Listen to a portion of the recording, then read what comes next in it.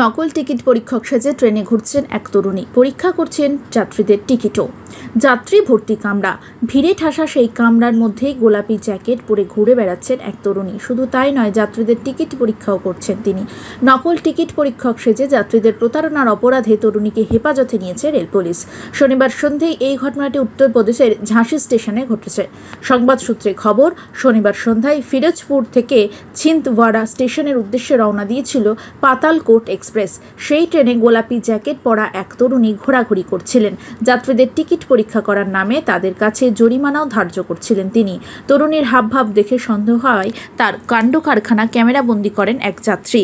এই ভিডিও সমাজ মাধ্যমের পাতায় ছড়িয়ে পড়ে। যদিও এই ভিডিওর সত্যতা যাচাই করেনি শাইন টিভি 24x7। ট্রেনের মধ্যেই তাকে ঘিরে অশান্তি শুরু হয়। পরে দাবরা স্টেশন থেকে পুলিশকে খবর দেওয়া হলে সেখানে পৌঁছান পুলিশ। পরে ঝাঁসিতে হেফাজতে রাখা হয় ওই তরুণীকে। সেখানে জিজ্ঞাসাবাদ চলে তার।